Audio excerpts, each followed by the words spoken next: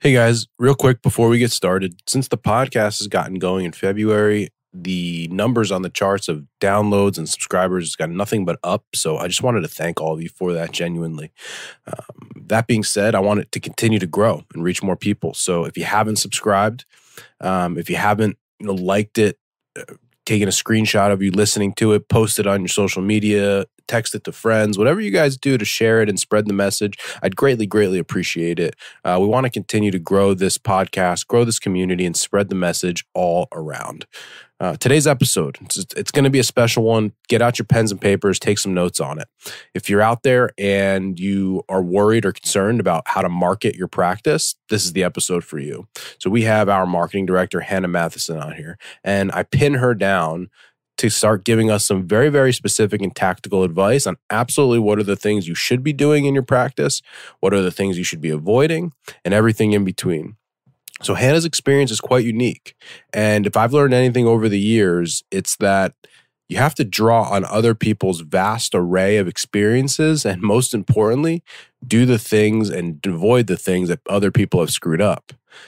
Hannah's been with us for over 3 years now, and since we have an agency and a consulting business, not only has she watched our businesses grow from zero all the way to we'll be over $1 million this year, but now she has over a dozen clients that she does personal consulting with. And so she's seen businesses that have ranged from just getting started all the way up to 2 million. She's worked with businesses that have been acquired. She's worked with businesses that have been sold. She's worked with companies that have been strong in digital marketing, ones that have had no digital marketing, and everything, like I said, in between. And so the experience that she has is drawn from such a wide array that if you don't pick up a few things from it, you're just not listening. And as I said, and I'll say it again, if you can learn anything, it's that draw from the experience of people that have seen it before. So she's got the experience of someone in the industry, probably about 40 years that she learned in 3 or 4, just from the volume of people that she spent time with, the amount of studying that she's done. The next thing to pay attention to is about growing a team. So this is our second staff interview. Hannah started with us right out of college and had never been in the marketing business before. She did not come with a skill set in marketing. She came with a skill set. She was a very good writer. She was very smart. She had a lot of leadership qualities, which we speak about, but she had never been in marketing. And just like we develop clinical staff, I believe in developing the whole team. And Hannah's an unbelievable example of that. And so, like I said, when she stepped in the doors 3.5 years ago, she knew nothing about marketing. And so when you listen to her speak today in this podcast, remember that, because you can do the same thing, but you got to invest in people. If you want to grow a big team, if you want to grow a business, you've got to invest in the people. So Hannah's someone that, we invested in, and she invested in herself. We put the time in, she put the time in herself, and you see what the results have been. And I always say to her, and I'll always say to you guys, if this is what 3 years looks like, imagine if she just does this over the next 10. How far advanced will she be? It's gonna be fun to watch. It's absolutely going to be amazing to watch. So pens and paper out. There's going to be some really good tactical, practical marketing advice for you to take, and at a higher level, so you can see how we've done developing people. I'm so proud of her. I'm so happy that she's a part of our team. And if you need a marketing manager, don't steal her. She's ours. But if you need help finding one, I'll help you find someone like her. I hope you enjoyed the episode, and we'll talk to you soon. What's up, everyone? Welcome to the Business School for the Rehab Chiropractor. Class is officially in session.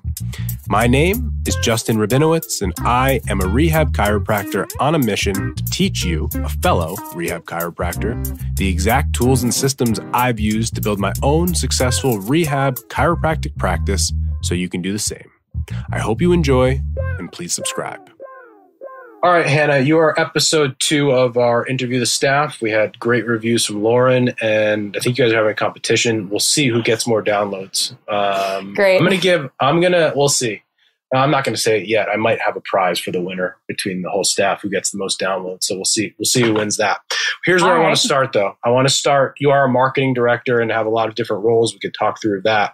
But just to kind of let the audience know why we're doing this, as our mastermind members grow their business and their team, We have a way that we do it. We have admins, we have marketing assistants, we hire associates, we have salespeople. So we have a lot of different aspects of the business, which, coming into it as a rehab chiropractor, I never knew any of these things existed. And as I tell people about growing their own business, now I want to show who we have, that you are a real human and that you do exist, and how to grow someone into a role. And so what I want to do first, though, is I want to go back, because one of the hiring pieces of advice that I got early on was hire athletes. And if you can hire an athlete, hire a college athlete. And if you can hire a college athlete, hire a team captain of their college team, which is exactly what you've done and who you are. So it checked all the boxes. So before we go into the marketing side, because I think this is relevant, talk about your background as an athlete, and then I'll sort of tie it back. Yeah. Basically I swam my whole life, and it's interesting because now that I'm 5 or 6 years removed from, competitively swimming, I think about who I was when that's just what I did. And that was literally all I was. Like, my only identity was being a swimmer and swimming. I swam obviously from the time I was like a kid, like 5 or 6, up and, through high school, through college. And that was my whole identity. That was it. And for me, though, there was an aspect of it that was most attractive when we were hiring you, was that you transferred colleges and then in a year became the team captain. And the reason why I bring that up is because you'll always hear me say when interviewing, don't tell me what you're going to do, show me what you've already done. And so if I'm looking for somebody from an employee who's displayed leadership characteristics, which now you've done in our business, it's not surprising to me because you've done that already. And so was that always something for you, that you always looked at yourself as someone that could be a leader? Yeah, that's also interesting, because I remember in high school, I did kind of feel that way. I was team captain of my high school team. I was just felt like I was always somebody that was in that type of position on both of my high school teams, my club and my high school. And then when I got to college and I started at Penn State, that's always who I was. And immediately I just lost that. And that was really the first time in my life where I didn't feel that way. And I kind of felt like a number. I didn't have an identity. I was just going through the motions, and it was rough. And I went through that for 2 years until I realized that I was either making a change or I was quitting. And I'm not really somebody that quits things. So that's when I looked to transfer. And when I found the team and the program and my coach at the University of Richmond, I was just so happy. And I was really just grateful to be there. And I had a whole nother outlook on the sport and my place there. And I respected what I had and what I'd been through. So I never really was like, I want to get back into being a leader. It wasn't like that. It was just, I'm so grateful to be here. Let's just go. Like, let's just do this. And I remember the moment in my junior year when I was talking to my coach, and he was like, you might be in a position of leadership next year. And I was like, oh shit, really? Like, how? Like, I was so shocked. And he was like, basically I was like, well, what do I have to do now? Oh my gosh. And he was like, just do what you're doing. You just lead by example. That's it. And I was like, okay. So I didn't do anything differently. And I'll never forget getting that email that was like, Hannah Matheson, our team captain next year. I was like, wow, like, I really can't believe that happened. And it was a vote from the athletes, my team members and the coaches. So I think that was just a really interesting thing to have gone through, because when I felt like I showed most leadership in my career, I had no idea it was happening. Yeah, no, I think it's great. And again, we're here on purpose, which I know we're talking marketing very quickly, but I think it's important because we're talking hiring, talking people. And I think one of the things in our profession, but especially as rehab chiropractors, that we are very devoid of is building teams and growing people. And if we do grow people, it's only clinicians. And so you, out of anyone that's been with us, has grown more than anyone, which is where I want to go back to. When you started with us, you were a college grad, had a master's degree, but had never seen a Google ad, had never done really any marketing. But again, if I look back to what was the things that I thought was good, well, there was two. The first one was the leadership that we just talked about, but the second one was your ability to write. Because when we do our applications, which we talk about in our mastermind, there is a writing component before you ever get in the door. And so we have leadership capabilities. We knew that you would like do the right activities because you sent them in on time. We followed the instructions, and you were the best writer out of the whatever applications that we had. That being said, we hired you to be a marketing assistant, and you didn't know how to market anything from anything. So for our audience, go back, because I know every single one would be lucky to have someone like you. But other than the fact that you were moving back here to New Jersey and you found a job that was willing to hire you, what was it that was interesting that might be good for the audience of Rehab Chiros potentially looking to hire a marketing assistant at some point? Right. I thought you were going to call me out on my really awkward 6-month marketing plan presentation that I had to do for you. Listen, the bottom line with that was you again, it's like, the reality of that was we just wanted to see what you would come up with. I think you wanted us to go and market the college athletes. I think I did. But it was completely irrelevant, right? Mm-hmm. Again, it was more about the idea of putting something together than it was that I was not going to hire you because you didn't have the right plan. It would be ridiculous for me to ask you to come up with a plan because you don't know anything at that point. And it isn't an insult. It's the freaking truth. And so the idea was, again, will she actually go through and do it? Yeah, exactly. But yeah, back to the question. At that point, the master's degree that I did was involved in sports, and that's all I really knew at the time. And I knew that I liked being around that field. And then once I was in that degree, in that master's degree, I realized, okay, well, maybe it's not like sports that I love. Like I enjoy watching a good football game, but I'm not really like that type of person. So I just wanted to do something that I felt a connection with and felt like passionate about. And when I found the job posting for Strive to Move, it was like interesting, rehab, wellness, that whole idea of just helping people get back to doing the things they love. That was interesting, just the idea, because I was kind of getting to the point where I was like, I don't need to be in a college athletic department. That might not be the place for me, but just that whole vibe, that whole idea that we're going to be helping people do active things and be active. And at that point in my life, I'm not a competitive athlete anymore. I like to go to the gym. I like to stay active. And I felt like I resonated with the core values, truly. Good. And so when you got hired, again, teach the audience, someone calls me tomorrow and said, you had a marketing assistant on, I think I need some help. And I'm going to hire a marketing assistant. What the heck did a marketing assistant, what do they actually do? So what did you do when you were a marketing assistant? I just did stuff. I did tasks at the most basic level. Give us an example. Give us 3 tasks that you did. Well, the first task I think I had was to set up the podcast for the clinical practice. Didn't know how to do that, so I just figured it out. That was step 1. I think step 2 was sending out broadcast emails. I had to quickly learn our CRM system and just how to use it. So I just had to make sure that the emails went out on certain days. And then probably social was next, getting posts up on social. Not too much strategy. It was just making sure that something was done by a certain date. Yeah. And that was it. Beautiful. Yeah. And so people ask all the time, what should they do in marketing? And I want to do marketing. What do I do? If you're not doing anything, right, first we have to do something. And so for me, being a solo practitioner with Lauren, who was an admin, who wasn't involved too much in marketing, in the beginning, the only thing that I wanted was just more volume of stuff. And so if I was sending 1 email out a week, could we send out 3? I really didn't care what they said. I just wanted to start to build the idea that was what we were going to do. Can we set up a podcast and produce it ourselves? Well, first of all, it gives me an idea to see if you can actually learn how to teach yourself to do something, which you did. And then from there, we used it as a networking thing locally. So that was a positive. And then 3, it was social, right? Do we just get posts out? Do we record videos? And do we put more volume of content out than we had previously done? And as I always say, the difference between your last role and this role, marketing assistant versus marketing director. Marketing assistant, your job is just to get the tasks done. Like the KPI was making sure that it was done on time when it was supposed to be done. And obviously we'll talk marketing manager now, where you're responsible for outcomes. But as you said, the first step was just to make sure that if we said Friday was the deadline, that it got done by Friday. Yeah, definitely.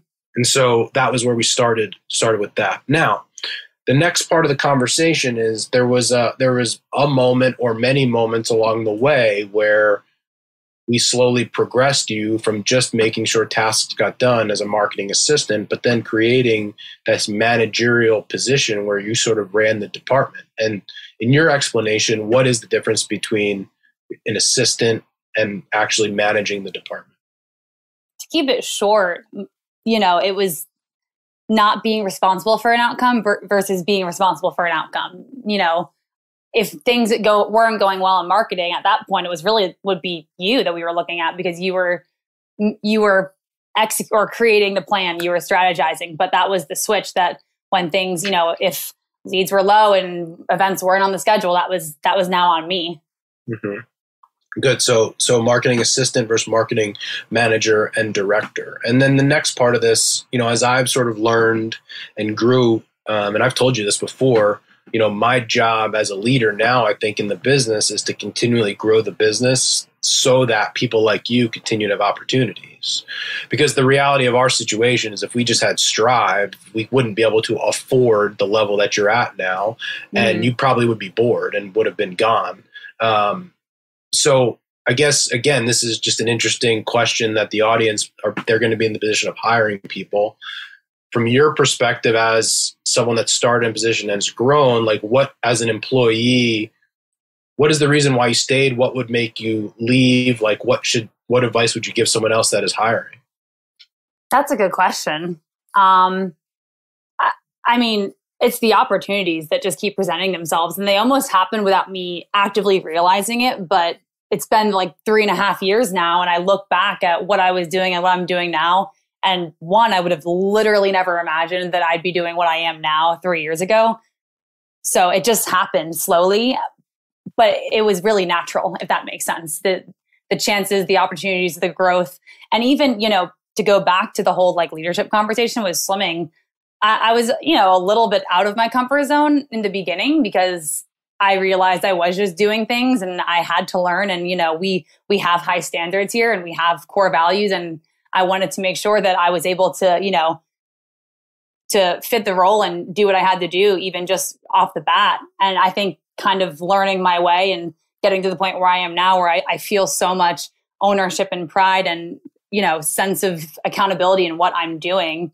That's what's 100% kept me here. And I just think it keeps growing. And I mean, literally the opportunities just keep presenting themselves. And I have no doubt that they're going to continue that way. And I think that, to me, I think it's always say, is it luck or is it skill? And it's always like, probably a combination of both, because it's two, right? Because of what I've done, I've created more opportunity. However, at the same time, if you sucked, you wouldn't have the opportunity. Like if the opportunity is presented and you can capitalize on it, it's a two-way street. And so if I did all the work and you were shit, like you wouldn't capitalize on the opportunity. If you were really good and I couldn't grow more than we currently have, then you would be gone. And so it has to be both. It has to be both. So I think that's an interesting point. So now we've progressed you. 2020 happens. As we know now, we've got 4 different businesses. You become the marketing director of all of our companies. And then we sort of fall into, doing Google ads and digital agency and all of this type of thing after a bunch of years of learning and training the hard way. So actually, this will be interesting. Talk about perseverance. Go back to when you first started and we tried to run. So it's like, what do they say? Like every good thing comes out of a bad situation. So when you started, one of the main tasks was to figure out Google ads for our business because we just could not crack the code. And I remember saying to you, I don't understand. We're like literally the only ones that I know that can't figure this out. So go back to that point of where we were with Google, and then you can kind of talk through the journey on that. Yeah, I mean, I remember that so well. I remember the first time looking at the dashboard, probably with you, and I was like, holy shit, like, okay. And we had resources. Obviously, the way that the Google Ads business has developed is because we have a very specific strategy and a very specific way of doing things, which is directly attributed to the success that we've had in it, but it took us a while to get there.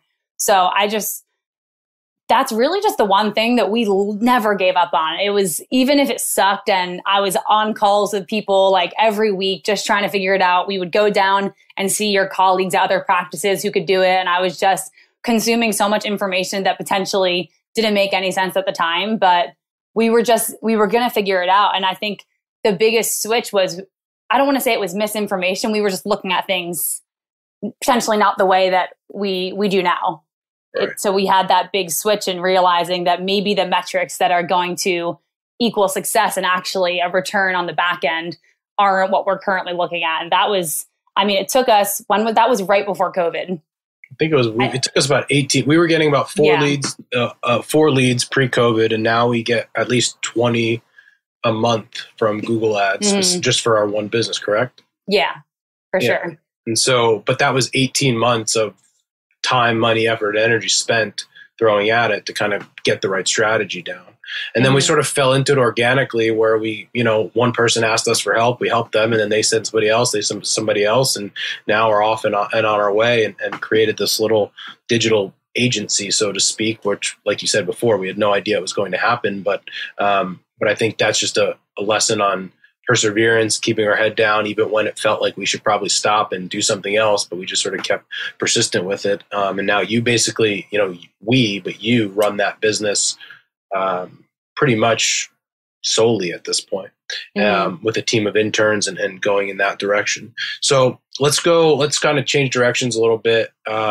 Good info on your background, and I'm sure you'll have a lot of questions on that, because I like diving into that, especially for our clients who want to potentially recreate and build what we have here. Right. You've had some really interesting opportunities and have spent time in many businesses. We've joked many times, and it's going to be a humble brag for you. You told your grandfather what you were doing, who was a Harvard MBA. And he's like, wow, Hannah, you're getting an MBA working here. And the reason why is because not only do you run Google Ads, not only do you do marketing for our companies, but one of the things, again, we sort of fell into is you've become a consultant now to go in and help other healthcare businesses to mainly, you go in trying to figure marketing out, but it's like I always say, it's like taking down a wall of a house. Then you recognize how many other things potentially need to happen. And like Lauren, in a very similar capacity with a little different skill set, outside of treating a patient now, and I think for you, literally outside of treating a patient, understanding insurance, you could do anything else in the business. Yeah. And so let's start there. So you've had now experience, I think in your book of business, I calculated the other day, you manage over $15 million worth of companies, and you've consulted with businesses from zero now up to $2 million in revenue. So you go in and you work with their team and you see what their KPIs are. You do all of that stuff. So that being your background, give us some insights. Give the audience, what are the three things that you see, or one thing or two things from a successful business owner and outside of our practices that you've done and consult? What are three things that the audience needs to know that if they want to be successful, if they want to grow a practice, they want to be cash-based, rehab, chiro, that they must do to be successful? Yeah. And I think before I even give that, it's interesting to note that at this point, even if you're big and you're not doing that, because potentially there are some of the businesses that I've worked with that got really big and, quote unquote, successful by just putting their head down and grinding. But regardless, whether they're big and have 15 people on staff or just starting, the three things that I would probably recommend to be successful in marketing, one really just has to be to go. At this point, if you don't have any type of plan, strategy and execution aren't going to get you there. They're not going to be as important. So many business owners can get caught up in those details and how exactly should I reach out to this person? What exactly should my email say? And they can get stuck in that world. So I think number one is just to go and don't overthink things, whether you're big or you're small. If you don't have a plan, you just have to go. Number two would be, and this might be more relevant for the early business owner to starting out, is to build your list. And the best way to do that off the bat is going to be by networking. And I think for the people that are just starting off, you're almost at an advantage by being solo, because if you have a bigger staff, it can be easy to want to push somebody else to go out and do that work and go out and physically walk into people's businesses and meet other people. And we did that a little bit. I was the person at one point that was going out and meeting people, and it went okay. But through that trial and error, we can now, I feel like, confidently recommend that doctor is going to be the person that's going to cultivate that most organic, best relationship. So number two would be build your list. And that way, if you're starting out, it's definitely networking. And then number three would be to do the things that, even if you're small, to do them now, even if you think you're too small. And if I had to think of an actual tactical example, it would be emailing. I gave this example on the Marketing Monday call just the other day. I was like, I don't care if your list is 10 people. no, they don't know that they're on a list of 10 people. They have no idea. But getting into the habit of doing those things while you're small now is you're going to thank yourself later when you're big. I promise, because I've seen that. If you don't have the habits and the discipline to do the little things, send the weekly email now, it's going to be so much more challenging to try to implement that into a business that already has a million moving parts. So that's probably where I would recommend. Okay. So good. So you mentioned, I wrote these down, that in the beginning, we just got to go. The second thing is work on list building and networking, and but the point there that we've experimented with, if possible, the business owner, the doctor should be the one to go to do that thing because it's going to have more of an impact. And then the third thing is that don't think you're too small to do, to act bigger, so to speak. It's funny. Mm-hmm. I was futzing around on my phone because I was laughing. As you said, the first one, I was speaking to somebody this morning and we were talking about another business. And I said, what's going on there? Because I know that's kind of iffy. And he said, the business owner claims they over plan and under execute. I think he just gets lazy sometimes. He needs a hardcore action taker, which is the first thing that you said, right? They over plan and under execute. And so I want to stay there a little bit, because as we've learned, I think in business and in marketing, usually in sales actually too, most of the answers come after you started to do them because you get feedback. And so it's like, we don't know what to do. And even think about our Google Ads business. How do we know what ad's best? I don't know. We test it.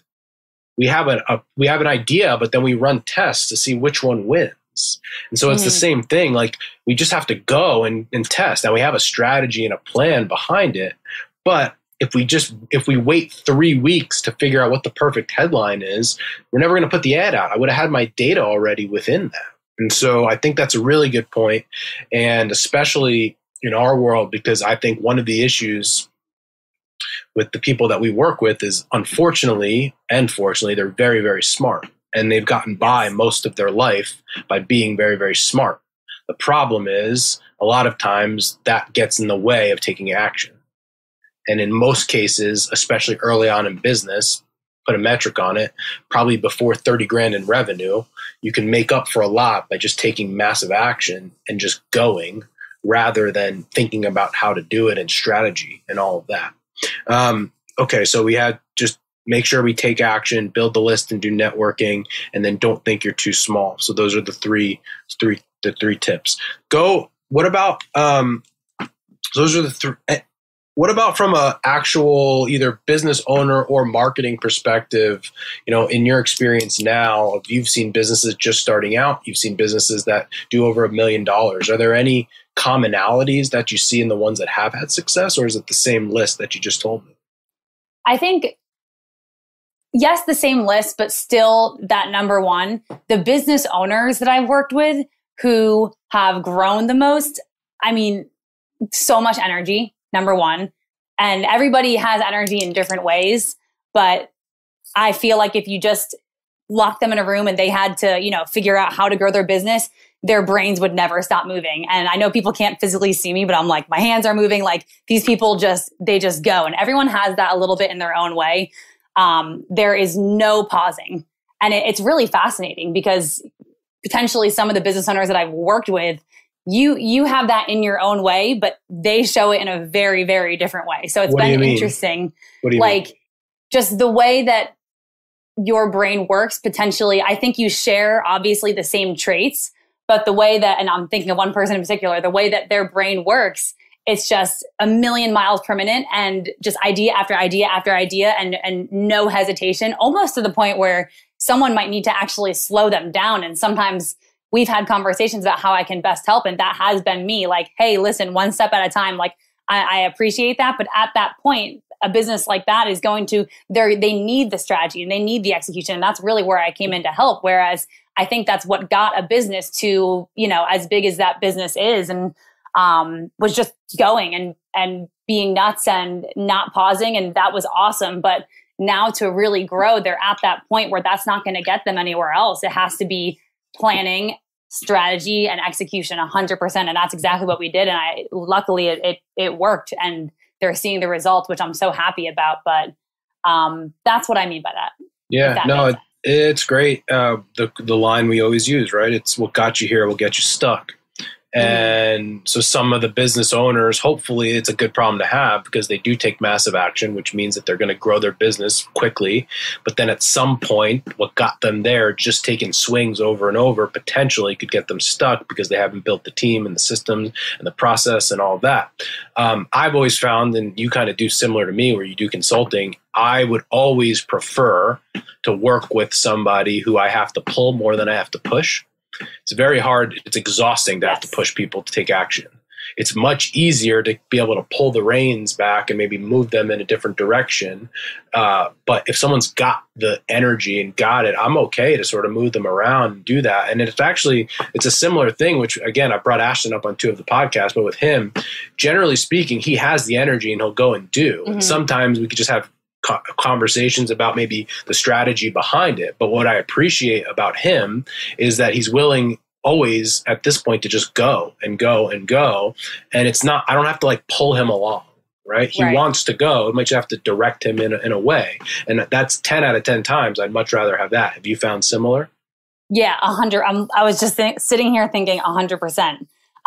Especially with even just Google ads, there are the same quality, just the people that are willing to put their head down, go and not overthink are willing to stick around for the process. Because Google ads is quite a process. There's a ton of testing. That's why we say the initial onboarding process takes around 3 months. We have to set everything up and then we need to test. And I found that the people who have that quality and are okay just to put their heads down and go and figure it out, they're okay to stick around. And really, the longer you do Google ads, it just gets better.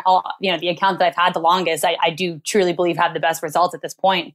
And I find the people that maybe don't have so much of that maybe are a little bit more reserved and I would have to pull, that's a lot harder. It's a lot harder in the beginning. Got it. Okay. All right. We're going to create a scenario here. You're supposed to say, cool. No, you're supposed to say, great. All right. So Hannah, we have a brand new grad chiro. Let's pick a city. Austin, Texas. They just moved to Austin, Texas. They just graduated. We're sending Hannah down to Austin for the next 6 months. Then you are going to be the person that's going to help this person do. You're going to do everything for this business other than treat the patient. Where do you start? Okay. Where do I start? Well, if they have any numbers, number one, we've got to make sure that we're keeping track of numbers. And we haven't started. We just started. We're launching. Okay. So then number one, we have to have some sort of system to track.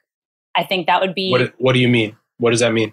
Track what? As simple as a spreadsheet. We've got to track leads. We've got to track where they're coming from, what they're saying, where they're stopping in the process, everything. So we obviously have our lead spreadsheet that has, the basic information. Why though? Source. What's important about it? What's important about it is that we need to get some data to be able to set goals and then plan for the future. Number one. And even if that plan is, like we said, the theme is just going, if we aren't keeping track of things, especially leads, those types of numbers in marketing, we're not going to be able to really effectively plan for growth later. And that's something that I have seen with people that aren't keeping track. It's hard to make decisions if you're not starting off with some sort of system to make sure you know exactly how many people are coming in each month, where they're coming from, where they're getting stuck in the process. So I would do that first. Okay, so just to give it some context there. So what you're saying is we go to Austin, we're opening up, and we start to network and make connections and potentially get patients from it. What we want to be able to do from the get-go is we want to be able to look at who is actually coming in, where they're being referred from, what type of patients they are, who's willing to spend money with us, who's our perfect patient. Mm-hmm. And if we just go based on what we think or we feel, we're probably going to come up with a bad solution to a problem that might not even exist. And so, Hannah, what you're saying is that if we can go back after month 1 and we made 10 connections and got 2 new patients from it, it would be nice to go back and say, we made 10 connections and both of the patients came from the CrossFit gym down the street. Okay, where do we go for marketing in month 2? Well, are there other CrossFit gyms? Because it seems like we work with that population. It doesn't mean we throw the rest out the window, but at least we have a direction now to move in based on even the little bit of data that we have. And then we go back month 2, and the next month we get another patient, and this one's from a golf facility. Okay, so now there's a potential opportunity there. But I think what I talk to so many people about is they're like, I want to work hard. I want to put in the time. I'm willing to work hard, but I just kind of don't know where to start. And so when you start to track and give yourself some data, then it gives you a GPS on potentially what to pursue and create the niche or whatever that conversation is. And so the first step is tracking. Okay, what's next? What else would you do? I think aside from tracking and obviously going out, making the connections and just doing the things that you have to do to grow, which like we've said is networking, all that type of good stuff. Eventually what we want to do is set little goals so that there is growth potentially. I would look at someone, maybe the last 2 months we brought in 5 leads and maybe their conversion rates are awesome because they're really highly qualified referrals. Okay, yep. So then what's potentially the next goal we're going to look at? Is it 15 leads? So we now have the numbers of where we are because we tracked and we just took action because that's step 1. And now we're setting a small goal for growth. So that would be step 2. I'd say, okay, well now we have this goal, and to jump the gun and go into step 3, we know it's okay, well, what's the gap between 5 and 15? It's 10 leads. Where can we find 10 leads? And that would be where we can look at what we've done and which connections have we established that, have been great leads, great patients. What do we have resource wise? Is it just, our one doc, which most likely it is. So are there different things that we can add? And we're not it's nothing crazy yet. Like we're not totally going like wild strategy here, but it's just the simple things. And back to my other point about doing these little things while you're small, and potentially when you only are having 5-10 leads come in, if you get into the habit of this now, it's just going to be easier when you do have 30-50 leads coming in. So the point here that I want to make sure that we're aware of, and it's interesting hearing you speak because you have a little bit of the curse of an expert and that it just makes sense to you that we should go get leads, because the chiros listening to this, they're like, what the heck's a lead? I just need new patients. Yeah. Right. True. But you're speaking from a marketing perspective, and this is the proper way to think, right? Because the only way to get more new patients is to get more leads. And so we call this top of funnel, right? Mm-hmm. So Hannah, what you're saying, which is 1,000% correct, because it goes back to being your number one thing is just go. Because what we want to say early on is we just need to take massive action. Well, how are we going to know we're taking massive action? Maybe not by the amount of patients we're getting, because that involves a sales process and strategy to get them at our prices are right. But what we're saying is the metric of success could just be getting more top of funnel. So if we got 5 leads because we went to meet Sally at the CrossFit gym and we had a BNI meeting and we did this, well, we want to triple that. And so if we just do triple the activity, there's a chance we get triple the results. Now, again, at any level, it's not hard to understand. If you had 5 of something and if you had 5 leads and it got you 2 patients at the bottom of this funnel, if you had 15 leads, there's a chance that you could get 4 patients or 5 patients. So almost inevitably, if you increase the volume on the top end, you're going to get more at the bottom end. But I think it is important for the audience to notice how a marketer thinks about these things. It isn't about increasing the volume of new patients. That's the outcome we want. But what's the first step, which is exactly what you just said? Can we just increase the lead volume at the first step so that we have more of a chance to get patients at the back end? Yeah, and I think the way you put it is exactly right. Potentially in the beginning, it's not outcome based. It's not that we need 15 or 20 leads. It's that, well, if we spend 2 hours networking and that got us to where we are, can we spend 4 hours? Can we spend 8 hours? And we can reasonably expect that will get us to the point. And that's what could come before we are really outcome based. And nope, all right, now we need 30 leads a month. What's the gap? I think we see this all the time, right? You see this all the time. Almost without fail, if someone isn't getting the results that they want, the first thing we check is how much time are they dedicating to it. And can't think of one time that it's happened like, oh, we're not getting any past patients to reactivate. And it's like, well, how much time a week are you spending? Well, I just do it when I have time. Well, of course not. But if you dedicate an hour a week to it, now let's go and check the outcome. Well, I haven't had any referrals. Well, how much time are we spending to build the referral relationships? Well, I'm busy. Okay, but like you're not spending the time to do it. And so again, this is just a golden nugget for you guys in the audience. If you're struggling with something, the first thing to go back and look is how much time are we actually dedicating to doing it? We see that in our own practice too. Like it's a relatively complicated entity. There's a lot of moving parts, a lot of people involved. And almost without fail, when we focus on one thing, we get a result with one thing. If we don't have a specific outcome, guess what? We don't get results with that thing. And so to your point before about growing, whatever problems you have when you're small, they're just going to compound and get bigger. They don't go away. Yeah, right, so definitely. that was two. Is there a third one? Or the first two were pretty damn good. I kind of touched on it. I would have said, if we are setting, even if the metric is hours spent doing something, or if it is total leads, just recognizing what that gap is and what we have to do to close the gap. And something that I've talked about on the mastermind calls, and we've talked about at Strive and really everywhere, is just, if we can't do this on paper, it's not going to work in person. So making sure that potentially we have a conversation. Okay, if let's say you're already putting 5 hours in and we want a triple action, that means 15 hours a week. The conversation will be, well, can we reasonably do this? It could be yes, but it also could very much be like, no, I literally can't do this. Okay, well then we can't rely on that to get the results we want. So what are other options? Yeah, no, it's brilliant. Brilliant. All right, let's go change gears one more time. Obviously, you have clients that do Google and CRM and all of that. And, I know you get some frequently asked questions. I guess we'll just start with when a new business owner that's getting started or an established business owner, when do you recommend that they implement a Google Ads strategy? And I will, again, just give a lesson on this. I think if we've learned anything about being in any business, doing proper sales is also telling someone when it won't be the right time and right fit. Because what we found is if we bring someone on to do something like Google and they don't have the things that you're about to talk about, you're not going to get the outcome. And then you're going to be pissed because you spent a lot of money, didn't get the results. And so when we truly tell you, like, we'll tell you if you're ready, we mean it, because to be honest with you, it's more of a headache on our end if you're not. So when would a business owner be ready to implement a Google Ads strategy?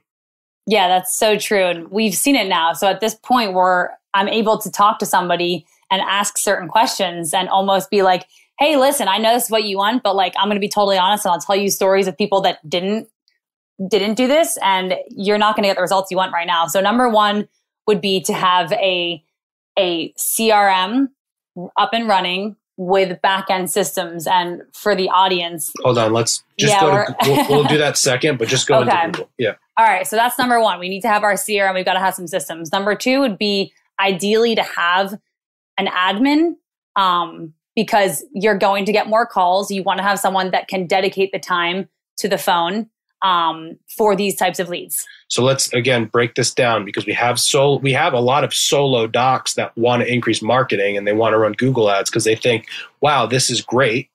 I don't have to go out and do marketing in person because I don't have the time anymore. But it sounds like what you're saying is not so fast, like, because I'm going to make a mess for you because your phone's going to start to ring. You're going to have to follow up with people. And you just told me you don't have time already. So if you don't have another human to go and do this, it won't be worth it. Yes? Yeah. I would. That's number two, typically. And then the last part is based off of ad spend, based off of, what you have to do to get results.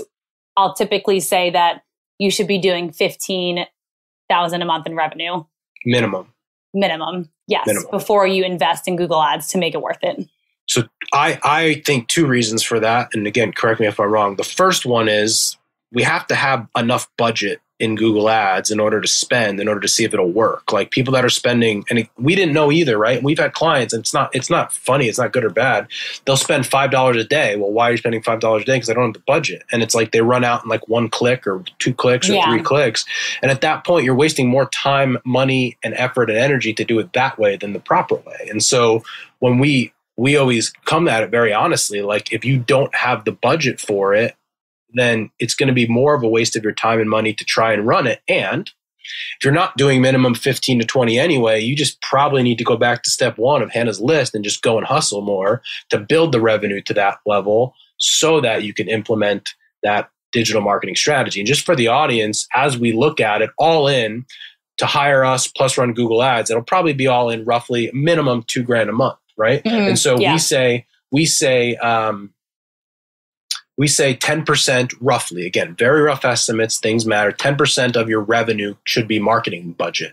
And so again, just the math, right? If you're making 20 and you're spending 2 on Google ads, then you're in the ballpark here. Now, 15, Absolutely. Again, businesses that want to grow, they spend as if they were going to grow, which is what we did, but not everyone does that. That's why we say minimum 15, but if the more it is, the more you are doing it, the better off it is. The other thing that I'll say, which is interesting, in our Google Ads business, we do run it. We have majority of cash-based practices, but we do have probably 30% of in-network insurance practices.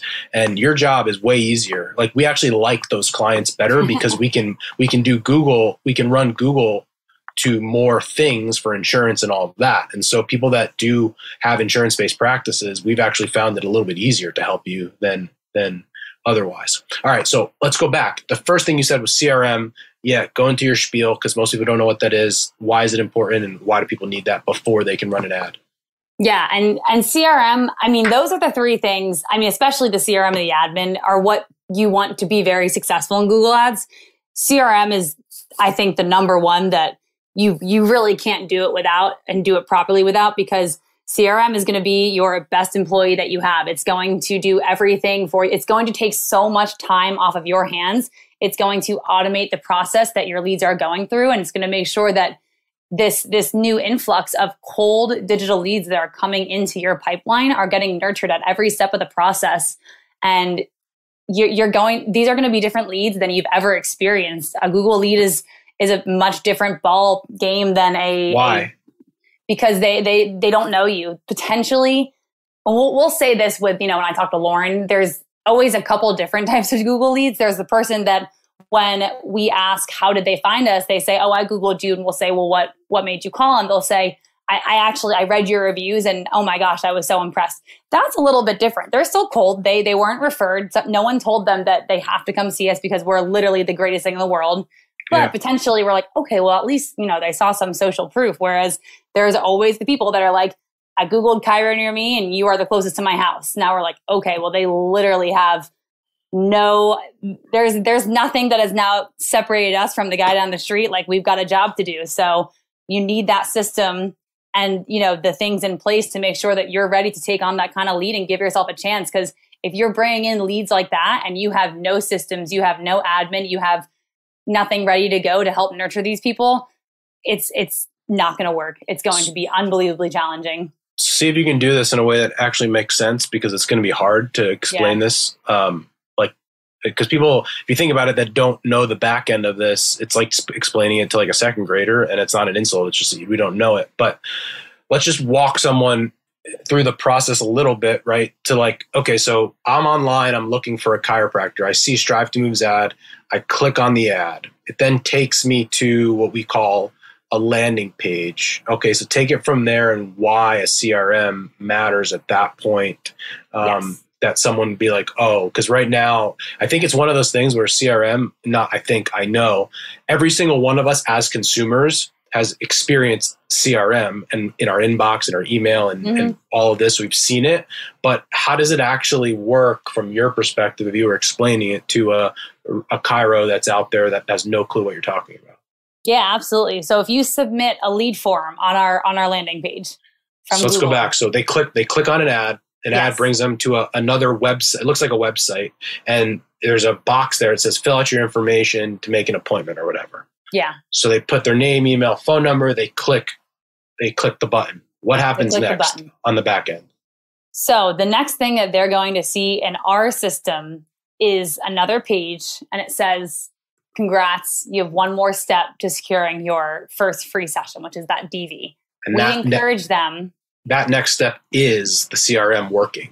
Because again, it's funny. We all have gone through this, but it's just part of our whatever. That second page just appears out of thin air when we're getting on Amazon, and it doesn't. It needs to be built out. It needs to be housed somewhere. It needs to have a sequence, and someone minion in the back has to be doing it. Yeah, exactly. And from there, a couple different things happen. So that page is important because there's a calendar on it. And we encourage someone to potentially book a specific time to speak with Lauren or Sophia, our sales team. Now, if the Google lead decides not to book their call, because many of them do, the CRM is going to work its magic and be like, hey, this person did not book their call. They're going to get a very specific set of emails for people that don't book calls. And we are going to encourage them to book calls and encourage them to get in touch with us. So that's one thing. Now, if the person does do what they're supposed to and pick a time on our calendar and actually book their call, they're going to get a different set of emails. So the CRM is just working in the back, basically sitting there waiting for someone to make a decision or not make a decision and send them into the right funnel, into the right sequence to make sure that they're always absolutely getting the right thing that they need. And it's even to a point where I have it timed out.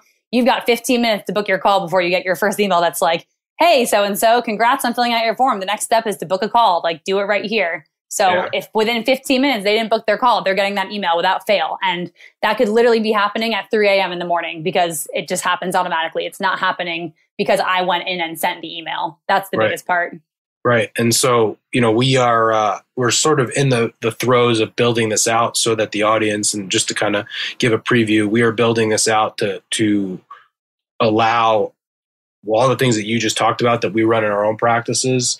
We are eventually going to have a program for the audience to be able to utilize in their practice as well. We're literally in the throes of that right now.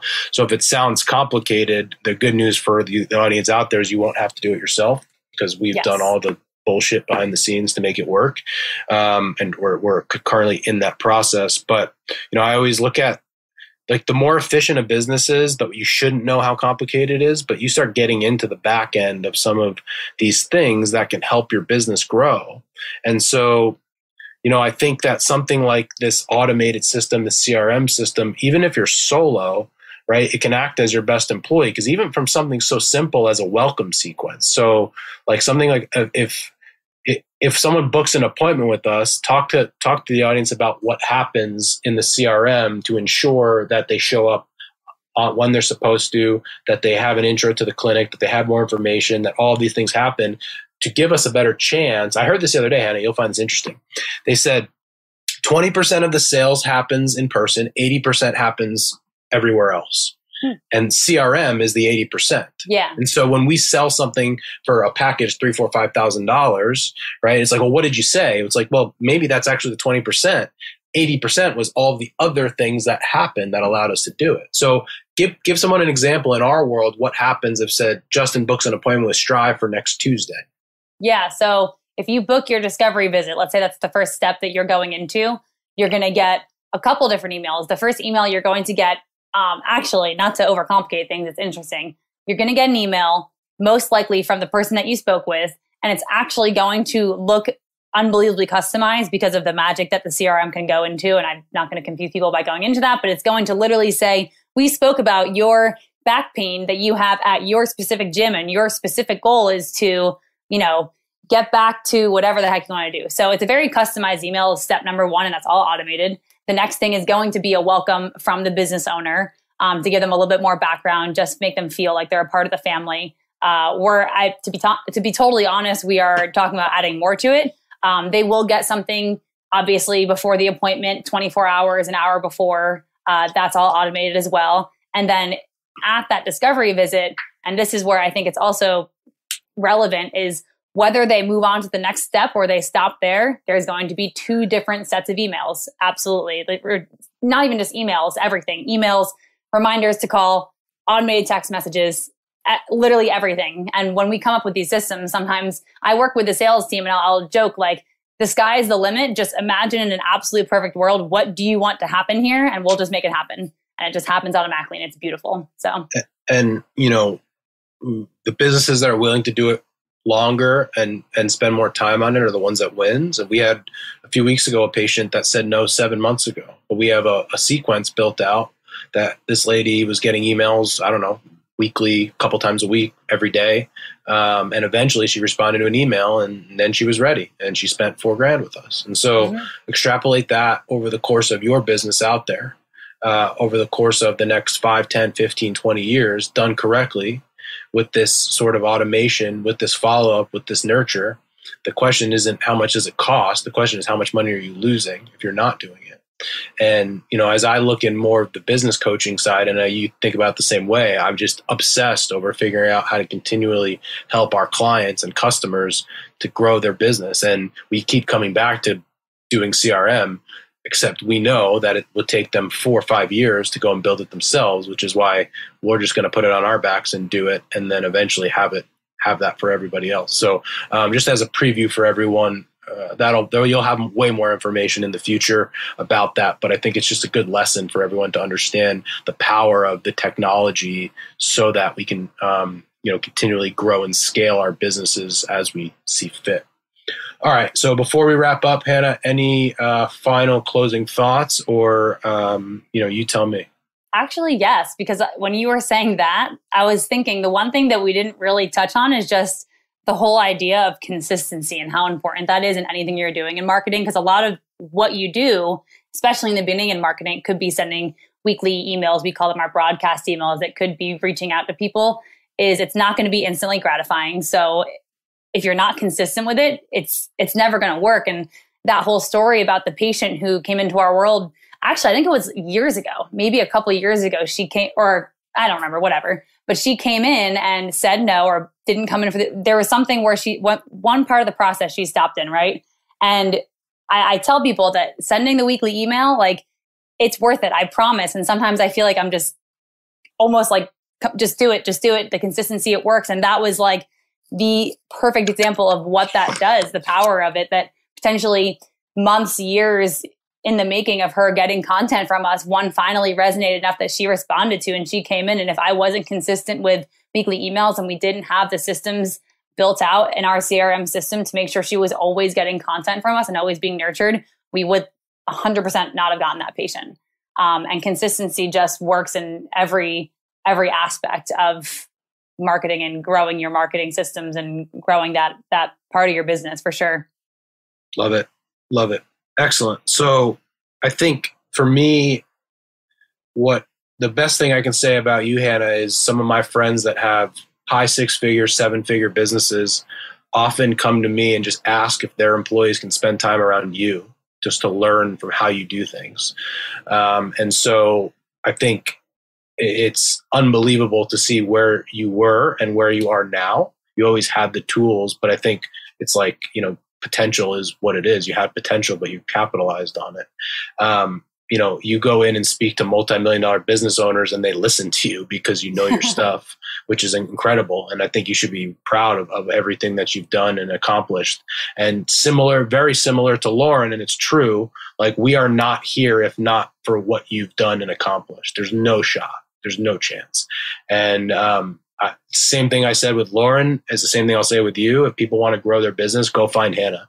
Just don't take her. Like, find someone like her.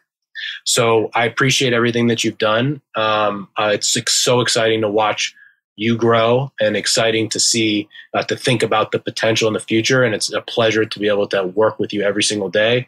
For our mastermind and non-mastermind members out there, part of our mastermind program, Mondays, 12 to 1, you act as their marketing director. So 12 to 1 every single Monday, if you're part of our program, you have access to Hannah and all of the things plus a whole lot more. And so if you're not a part of the program, it's worth its weight in gold to have Hannah on your team.